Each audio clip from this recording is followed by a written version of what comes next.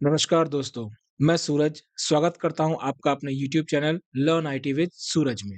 Hello दोस्तों, स्वागत है आपका आज की वीडियो में। आज की वीडियो में हम देखने वाले हैं पाइथन की एक और प्रोग्रामिंग, जिसमें हम देखेंगे किस तरीके से हम लूपिंग का यूज़ करके अपने टास्क को परफॉर्म करवाते हैं, ठीक है?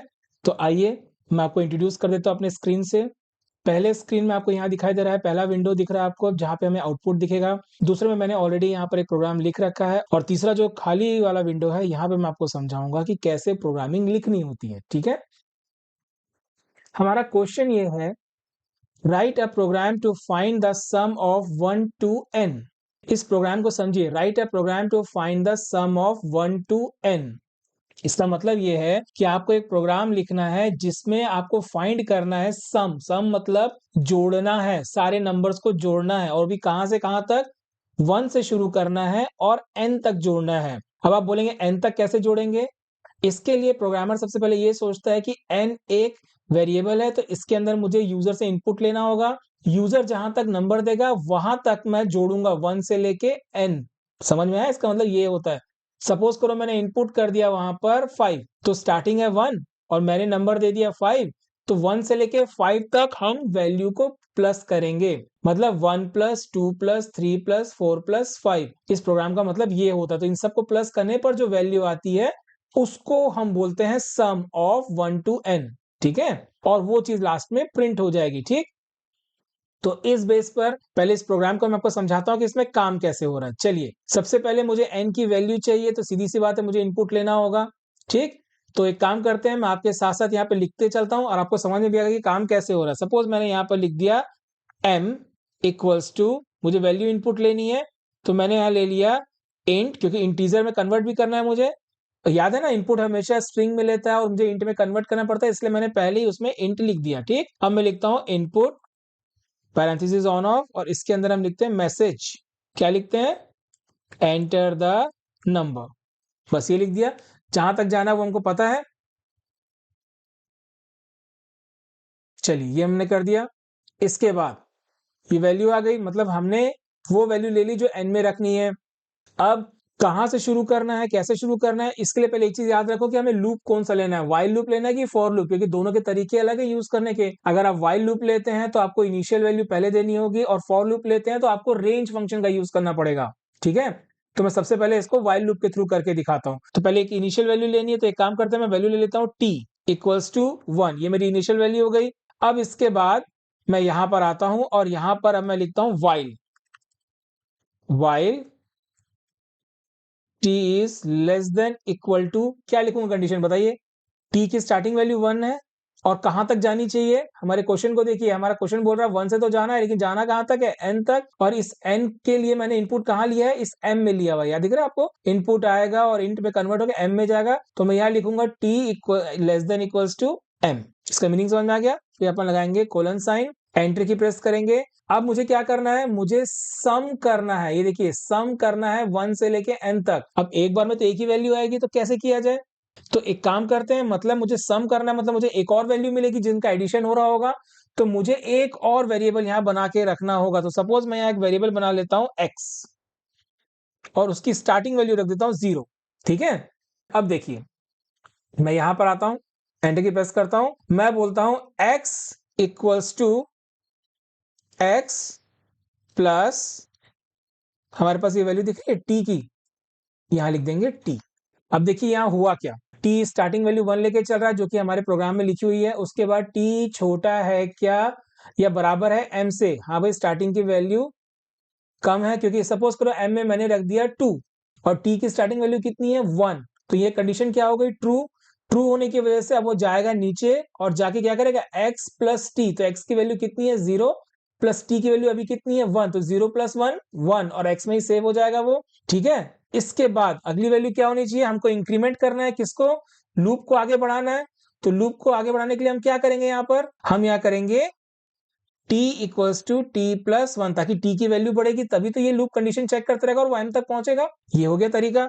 अब इस तरीके से ये क्या करेगा? हर बार एक वैल्यू को इंक्रीज करेगा, चेक करेगा और यहाँ पर प्लस करते चलेगा x के साथ, ठीक है? स्टार्टिंग में t की वैल्यू 1 थी, x की वैल्यू 0 थी, तो 0 प्लस 1 1। फिर t की वैल्यू नेक्स्ट टाइम कितनी हो गई? t प्लस 1 1 प्लस 1 2 के बाद चेक करो क्या m की वैल्यू 2 से छोटी है, बराबर है? हाँ, बराबर है। तो नीचे आएगा x की वैल्यू 1 थी, t की वैल्यू 2 थी, तो 2 + 1 3 और x में वापस सेव हो गई, ठीक। और t की वैल्यू 1 होने की वजह से हो गई ये 3। ऊपर जाके चेक करो क्या t की वैल्यू बराबर या छोटी है m के? नहीं, इस बार वैल्यू बड़ी हो गई है, मतलब ये लूप खत्म और हमारा एग्जीक्यूशन इस लूप की बॉडी से बाहर निकलकर यहां पर आ जाएगा, ठीक। अब यहां पर आने के बाद हम प्रिंट कराएंगे क्या? हमारा जो सम हुआ है, सम इज मतलब कि हमारा जो रिजल्ट है वो प्रिंट कराएंगे। और रिजल्ट किस में आ रहा है? हमारा इस x के अंदर आ रहा है, तो लिख देंगे x पैरेंथेसिस क्लोज, ठीक। ये लॉजिक समझ में आ गया आपको? देखिए मैं फिर से समझा रहा हूं एक बार। एंटर द नंबर की हेल्प से, इनपुट फंक्शन की हेल्प से हमने वैल्यू लिया, इंट में कन्वर्ट किया और m में रख दिया। अब t की वैल्यू 1 रखी, क्योंकि हमारे प्रोग्राम में स्टार्टिंग कहां से करने बोल रहा है? 1 से, तो हमने एक लॉजिक लगाया, t की वैल्यू 1 रख ली और जिसके अंदर सम होता रहेगा, क्योंकि हमको सम भी तो निकालना है, तो सम निकालने के लिए हमने एक वेरिएबल रख लिया x, जिसकी स्टार्टिंग वैल्यू रखी 0। और 0 क्यों रखी? अगर मैं इसको 1 रखूंगा तो 1 एक वैल्यू होती है जिसका कोई मीनिंग होता है, लेकिन 0 की कोई वैल्यू नहीं होती, इसलिए हम हमारा कोई टेंशन ना रहे, इसलिए हमने x = 0 रखा हुआ है इसको। तो ऐसी सिचुएशन में हमें वो वैल्यू को 0 रखना ही चाहिए, ठीक है इसको। इसके बाद हम while की कंडीशन चेक कराते हैं। while t is less than equal to m, क्या t की वैल्यू छोटी या बराबर है m के? अब सपोज करो अगर हमारा प्रोग्राम रन कर रहा है और m में मैंने दे दिया है 2, तो t की वैल्यू स्टार्टिंग है 1 और अभी m की वैल्यू कितनी आई है 2, तो क्या t की वैल्यू छोटी है m से? हाँ छोटी है, मतलब कंडीशन ट्रू। तो एग्जीक्यूशन अंदर जाएगा और क्या बोलेगा? x = x + t। तो x की स्टार्टिंग वैल्यू कितनी लेके गया अंदर? वो x की स्टार्टिंग वैल्यू है 0 और t की वैल्यू कितनी आई है? पहली वैल्यू 1, तो 0 + 1 1, तो x में सेव हो गई और वहीं पे वेट कर रहा है, ठीक। और नीचे जाने के बाद t की वैल्यू 1 थी, तो t + 1 मतलब 1 + 1 1 + 1 1 की वजह से वापस वो हो गई 2 और 2 में चली गई किसमें? t में। फिर वापस एग्जीक्यूशन जाएगा t की वैल्यू 2 को लेके, क्योंकि देखो while के ऊपर तो जा नहीं सकता, जो करेगा उसके अंदर ही अंदर घूमेगा वो, ये याद है ना आपको लूप, ठीक। तो इस बेस पर अब वो t की वैल्यू ऊपर लेके गया 2। अब चेक कराओ t की वैल्यू भी 2 है, m की वैल्यू भी 2 है, तो क्या कंडीशन ट्रू है या फॉल्स? देखिए यहाँ पर लेस देन तो नहीं है, लेकिन इक्वल टू तो है, मतलब t भी 2 है, m भी 2 है, मतलब अभी भी कंडीशन ट्रू है। मतलब फिर से अंदर आएगा वो, और x की वैल्यू कितनी थी उस समय? x की वैल्यू 1 थी, तो x की वैल्यू अभी भी 1 चल रही है और t की वैल्यू 2 हो चुकी है, तो 1 + 2 कितना हो गया? 3, और उसको किस में रख दिया उसने? x में रख दिया, ठीक। इसके बाद t की वैल्यू जो 2 थी उसमें +1 किया, तो वो कितना हो गया? 3, और उसको वापस t में रख दिया। कंडीशन ऊपर गई चेक होने के लिए, t की वैल्यू 3 है और m की वैल्यू 2 है। अब एक बात बताओ, ये जो 3 है क्या छोटी है या बराबर है 2 से? नहीं, कंडीशन फॉल्स। मतलब इस बार वो बॉडी के अंदर नहीं आएगा, सीधा बॉडी के बाहर जंप करेगा, और जंप करेगा तो उसको क्या मिलेगा? यहाँ पर प्रिंट स्टेटमेंट, और प्रिंट स्टेटमेंट में लिखा हुआ है सम इज कॉमा करके x, मतलब यहाँ पर x की वैल्यू को प्रिंट कर दो। तो यहाँ पर जो भी प्लस माइनस हो रहा था वो वैल्यू जनरेट होने के बाद यहाँ पर हम उसको प्रिंट करवा दे रहे हैं, ठीक है। अब इसको मैं आपको रन करके दिखाता हूँ, तो पहले इस प्रोग्राम को एक बार सेव कर लेते हैं। आइए डेस्कटॉप पे चलते हैं, फाइल सेव कर ली मैंने यहाँ पर, ये मैंने रख दिया P10 सेव। चलिए रन करते हैं। मैंने आपको एग्जांपल दिया था कि m की वैल्यू अगर मैं 2 रखूंगा तो क्या होता है, तो चलिए मैं यहाँ 2 ही रखता हूँ और आपको वैल्यू दिखाते हैं। ये रखा मैंने 2 और एंटर की प्रेस किया, तो आ गया सम 3। मैंने आपको टोटल करके दिखाया था ना कि 3 में लूप रुक जाएगा, बाहर आ जाएगा, इस तरीके से। तो मैंने आपको जो समझाया लूपिंग का तरीका आपको समझ में आ गया? क्लियर है? इसी लूप को आप फॉर लूप के थ्रू भी चला सकते हैं, ठीक है ना। फॉर लूप में क्या करना पड़ेगा आपको? एक काम करते हैं, मैं इस लूप को यहाँ पर थोड़ा सा कमेंट कर देता हूँ। ट्रिपल मेट्रिक कॉमा याद आ रहा है? बस वो लगा देते हैं। ये लीजिए, ये हो गया कमेंट। अब मैं इसको फॉर लूप के थ्रू बना के दिखाता हूँ, ठीक है। कि वैसे ही मैंने इस प्रोग्रामिंग में बना के रखा हुआ है, मैं आपको दिखा भी देता हूँ। ये वैल्यू इनपुट होगी, एक टेम्प वैल्यू आएगा और टेम्प वैल्यू आएगा, उसको भी 0 रखा, तो यहाँ पर एक वैल्यू जो इनपुट करनी है उसको वही m ही रहने देते हैं। एक t1 करके रखा हुआ है हमारे पास, जो वैल्यू चलनी है, इसकी हमें जरूरत है क्या? क्योंकि इसकी वैल्यू कब पड़ती है? इनिशियल वैल्यू while के लिए। यहाँ हमको इसकी जरूरत नहीं है, फिलहाल हम इसको यहाँ से हटा देते हैं। तो यहाँ पर टेम्प में जो 0 करना है वो हमारा x में 0 हो ही रहा है ऑलरेडी, तो हमने उसको रख लिया यहाँ पर। अब मैं फॉर लूप लगा के दिखाता हूँ। फॉर, मैंने यहाँ लिखा v, एक वेरिएबल डाला, इन रेंज, ठीक है। और कहां से चलना है मुझे? 1 से चलना है, कॉमा कहां तक चलना है मुझे? मुझे चलना है m तक, ठीक है। तो मैंने लिखा m, लेकिन याद रखना अगर मैंने m में कोई वैल्यू दी है तो मैंने कहा था फॉर लूप के जो रेंज फंक्शन होता है, कॉमा के बाद वाली वैल्यू में अपने आप -1 कर देता है, ये याद रखिएगा हर बार। तो मैं अगर 2 बोलूँगा अगर यहाँ पे m की वैल्यू तो वो अपने आप 1 हो जाएगी, तो 1 से 1 तक चलेगा, ऐसा तो होना नहीं चाहिए। कहाँ तक चलना चाहिए उसको 2 तक, तो मैं इसको कैसे सॉल्व करूँगा? मैं लिख दूँगा m+1 मतलब जो भी वैल्यू कोई यूज़र इनपुट दे रहा है, वो एक प्लस होके यहाँ पर आए। मतलब सपोज़ करो मैंने यहाँ पे 2 दिया है, तो यहाँ पर 2 + 1 कितना हो जाएगा? 3 वो लिख दिया हमने। लेकिन जब ये लूप शुरू होगा तो अपने आप वो वाली वैल्यू जो है, ये रेंज अपने आप माइनस कर देगा उस चीज़ को। किसको? ये एक्स्ट्रा 1 को और वो 2 तक ही चलाएगा। ये ध्यान रखना क्योंकि अगर आप ये नहीं करेंगे तो आपका प्रोग्राम हमेशा गलत आंसर देगा। इसके हम बाद हम कोलन साइन लगाते हैं, ठीक? इसके बाद हम एंटर की प्रेस करते हैं, ये इसकी बॉडी में आ गए। और इसके बाद डिलीट की दबा के इसको इसकी बॉडी के अंदर लेके आ जाते हैं। ठीक? प्रिंट को इसकी बॉडी के अंदर लाने की ज़रूरत नहीं है, इसको हम बाहर ही रखते हैं।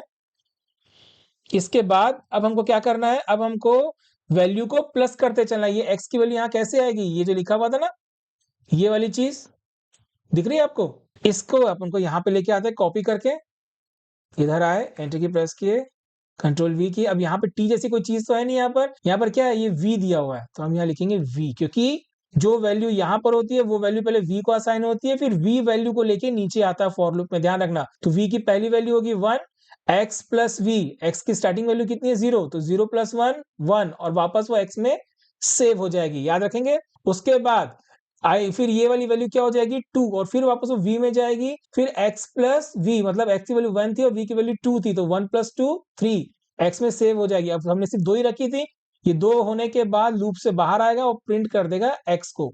तो इस बार भी हम इनपुट यही 2 देंगे और आउटपुट हमें 3 मिलना चाहिए। देखते हैं रन करके कैसा काम करता है। सेव कर लेते हैं इसको, रन। देखो यहाँ पे इंडेंटेशन की प्रॉब्लम आ गई। इंडेंटेशन ये जो आपको दिखता है ना, मैं आपको हमेशा कॉर्नर से लिखा हुआ दिखाता हूँ। पाइथन का रूल है कि आप इस तरीके से गैप नहीं दे सकते कि मुझे अच्छा लग रहा है इसलिए मैं गैप दे दूं, ठीक है ना? तो ये गलती से मुझसे स्पेस हो गया था, आप हमेशा ध्यान रखेंगे इंडेंटेशन नहीं देंगे। अब यहाँ से यहाँ तक का इंडेंटेशन भी हटाना है तो मैं क्या करूंगा? इसके एंड में आऊंगा, एंटर की प्रेस करूंगा। अब देखिए दोनों में गैप दिख रहा है आपको, ये गैप और ये गैप। तो इसको ठीक करने के लिए हम क्या करेंगे? यहीं पे कर्सर में आके कीबोर्ड पे डिलीट की दबाएंगे जब तक कि वो वहां तक वैल्यू ना पहुंच जाए। अब आ गया, अब मेरा इंडेंटेशन बिल्कुल सही है, ठीक। और बॉडी के बाद आप बाहर जो लिखना चाहो वो लिख सकते हो, जैसे प्रिंट इतनी दूर लिखा है, जो लिखा है वो सही है, ठीक। अब मैं इस फाइल को सेव करता हूँ और इसको रन करके दिखाता हूँ। देखिए वैल्यू आ गई। अब मैं यहाँ पे यही सेम चीज दे रहा हूँ 2 यहाँ पर। तो आउटपुट क्या आना चाहिए? जैसे यहाँ पर 3 आया था वैसे यहाँ पर भी 3 आना चाहिए। देखते हैं आता है कि नहीं। लीजिए सम इक्वल्स टू 3। क्या हुआ यहाँ पर?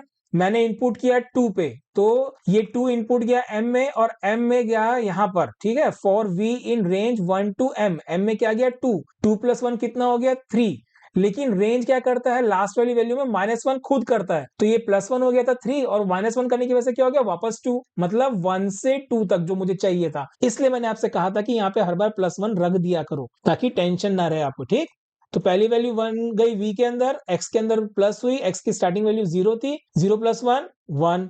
फिर दूसरी वैल्यू क्या आ गई? 2, v की वैल्यू 2 हुई, तो 1 + 2 3 और वो x में सेव हो गई। और उसके बाद जब लूप खत्म हो गया, क्योंकि जब थर्ड वैल्यू है ही नहीं यहाँ पर, 1 से 2 ही तक था, थर्ड वैल्यू जब खत्म हो गई, फॉर लूप खत्म हो गया, तो बाहर आ गया। बाहर आने के बाद क्या होगा? सम हमारा प्रिंट होगा x।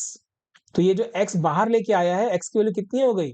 3। इस वजह से ये प्रिंट हुआ। तो इस तरीके से फॉर लूप काम करता है। ये मैंने आपको व्हाइल लूप समझाया, ये मैंने आपको फॉर लूप समझाया। आई होप आपको समझ में आ गया होगा। अगर कहीं भी थोड़ा भी डाउट हो तो आप मुझे कमेंट करें, मैं इस प्रोग्राम को आपको दोबारा फिर से समझा सकता हूँ। तो दोस्तों आज की वीडियो में बस इतना ही।